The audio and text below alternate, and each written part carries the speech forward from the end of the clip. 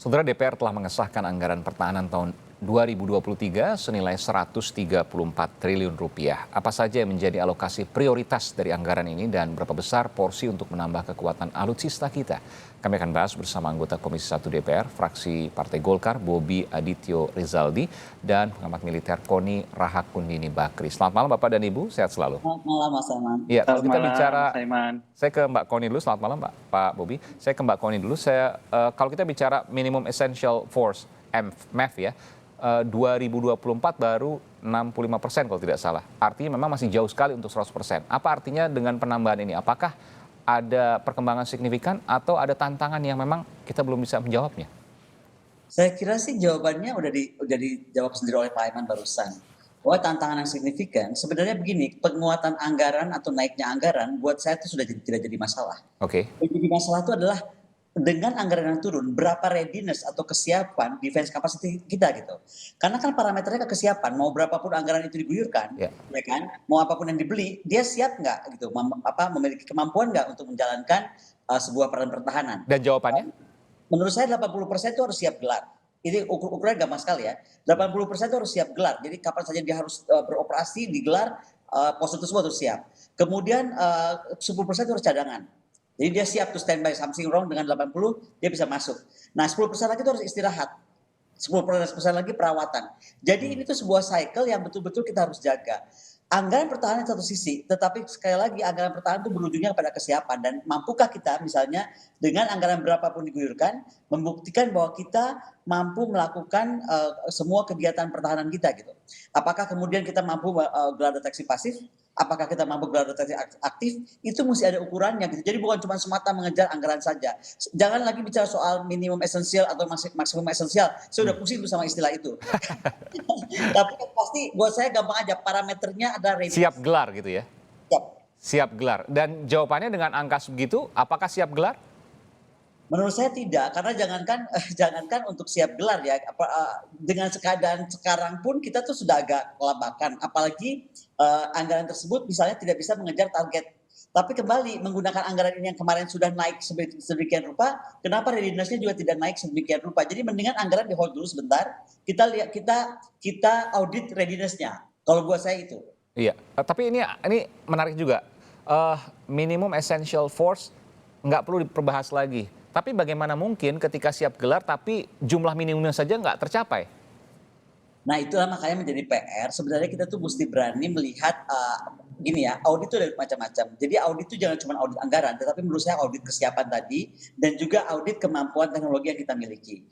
Jangan sampai kita tuh kelihatannya posturnya besar, kelihatannya canggih yang dimiliki, tetapi kemudian kemampuannya tuh tidak terukur gitu atau tidak bisa kita bisa gambarkan. Karena kan kita mesti paham kalau kita membeli alutsista, membangun pertahanan yang kuat, apakah mampu melumpuhkan musuh atau lawan atau ancaman di wilayah mereka? Apakah mampu ketika mereka masuk ke Indonesia misalnya? Apakah mampu di pintu perairan atau di udara kita gitu? Apakah kemudian kita bisa mengadakan aksi-aksi pendaratan misalnya yang diperlukan kalau perlu gitu kan? Karena kembali ya kalau kita ngomong Indo-Pasifik kali ini agak mengerikan kalau kita agak terlambat. Kebetulan Mas Aiman, saya tuh sedang mempelajari dampak dari perang Rusia Ukraine yang ternyata banyak sekali. Salah satunya adalah alat peralatan pertahanan. Ini pun akhirnya jadi berkelindan dengan anggaran tadi. Apakah kemudian ya kan kita juga akan mendorong industri kita yang betul-betul mandiri? Karena kan nggak mungkin kita menaikkan anggaran pertahanan, tapi tadi dari belanjanya kayaknya kita sangat tergantung kepada keluar. Ya kan, itu jadi harus satu koreksi juga gitu. Jadi sekali lagi anggaran pertahanan itu tidak semata menjadi ukuran bahwa kita akan mencapai banyak PR yang harus diselesaikan. Oke, saya ke Bung Bobi. Bung Bobi, apa keputusan kemarin menaikkan 1 triliun ya, 134 triliun anggaran untuk 2023 TNI?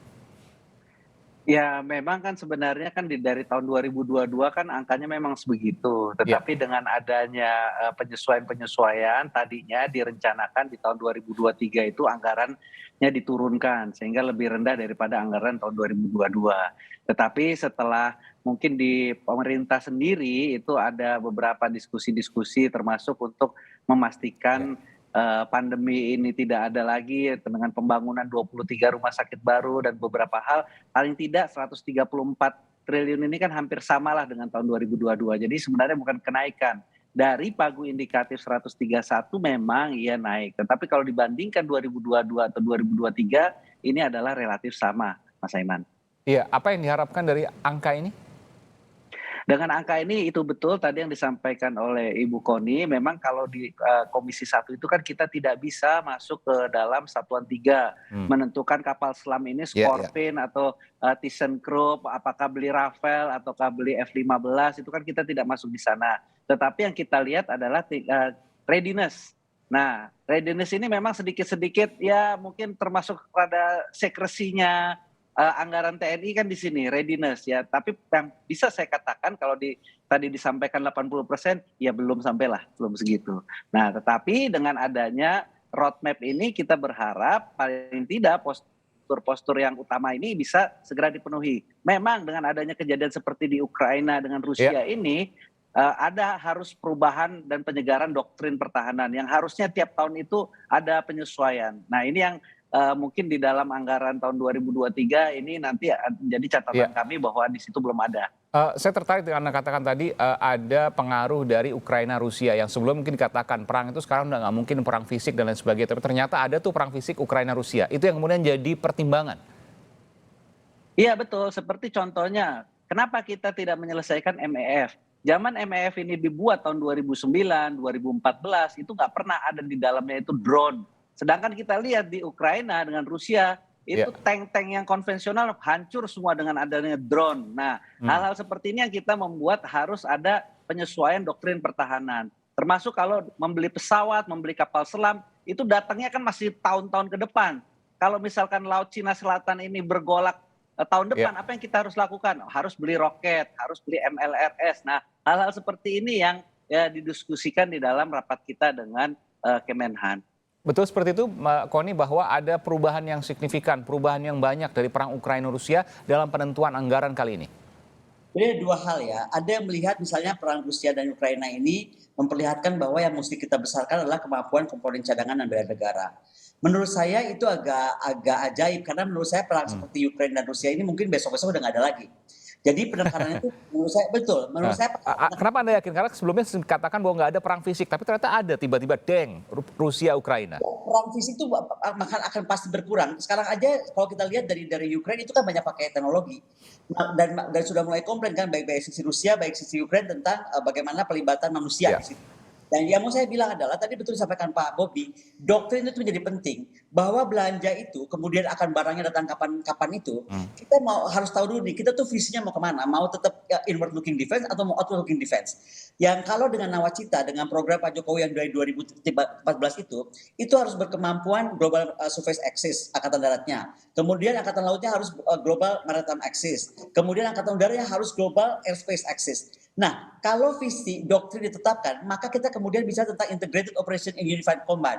Itu kenapa buat saya TNI yang solid itu diperlukan, TNI yang bersatu, satu visi. Karena bagaimanapun perang masa depan itu sasaran, cara, ruang kendali itu berkelindan dalam satu demonstratif warfare.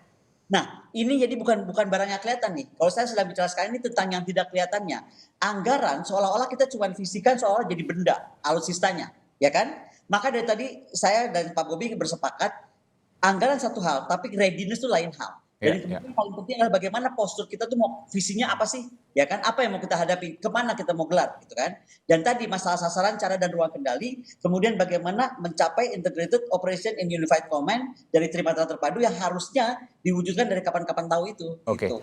Ini sudah diputuskan 134 triliun lebih, tapi tidak bisa ke satuan 3. Satuan 3 itu maksudnya yang lebih detail ya untuk merek dan lain sebagainya. Catatan Anda, Mbak Koni, apa yang harus dilakukan dari anggaran 134 miliar ini terkait dengan hal-hal yang detail? Yang penting apa? Prioritasnya?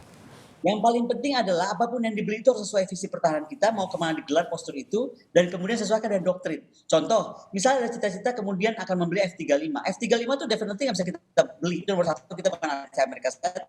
Dua, kita nggak boleh beli F-35 karena itu untuk tidak boleh buat inward looking defense. Nah, hal semacam itu ini akan terlalu detail dibahas. Tapi contoh itu sebuah contoh bagaimana sebenarnya kalau membeli alutsista itu ada matriks ukuran dan standar. Jadi bukan cuma semata-mata ini bagus dan lucu gitu. Tapi ada apa namanya? Kita namakan dalam dunia defense itu score system. Jadi ada 10 elemen yang harus kita satukan untuk menentukan kapan barang itu dibeli, berapa jenisnya apa, bobotnya seperti apa. Jadi kita nilai dari bobot, selain dari doktrin dan visi. Termasuk pengembangan kemandirian alutsista dari kita sendiri.